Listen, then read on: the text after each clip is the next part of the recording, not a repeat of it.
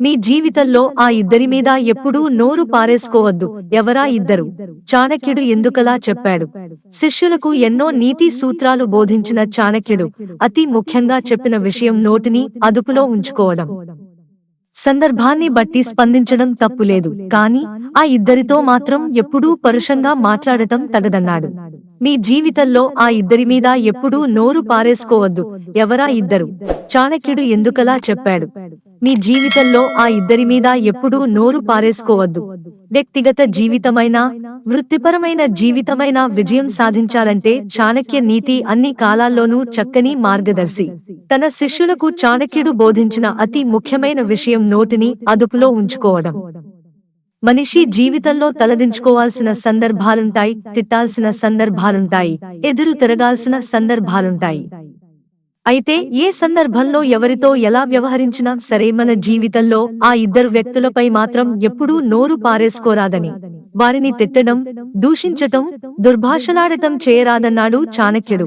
ఆ ఇద్దరు ఎవరంటే తల్లిదండ్రులు. మనకు జన్మనిచ్చి మాట నేర్పిన తల్లిదండ్రులను చెడు మాటలతో హింసించరాదని బోధించారు. ఇలా చేస్తే అది శాపంగా మారుతుందని కూడా హెచ్చరించారు.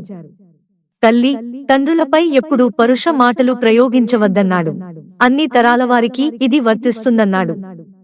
మనం ఎవరి ముందు మాట్లాడుతున్నాం, ఎవరి గురించి ఎలాంటి పదాలు ప్రయోగిస్తున్నామన్నది ఎప్పుడూ గుర్తెరిగే మాట్లాడాలని చాణక్యుడు హెచ్చరించారు.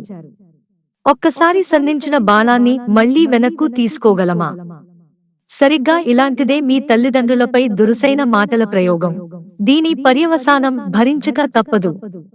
అజ్ఞానంతో అమ్మా, నాన్నలను తిట్టకూడదంటూ ఇదంతా కర్మ అని ఆయన తన బోధనల్లో వివరించాడు.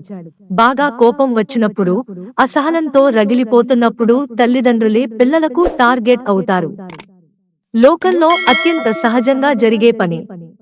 ఎవరిపైనా కోపం చూపించలేని సందర్భాల్లో తల్లిదండ్రులపై నోరు పారేసుకునేవారి సంఖ్య ఎక్కువే. ఇలాంటి సందర్భాల్లో కఠిన పదాలు ప్రయోగిస్తుంటారు.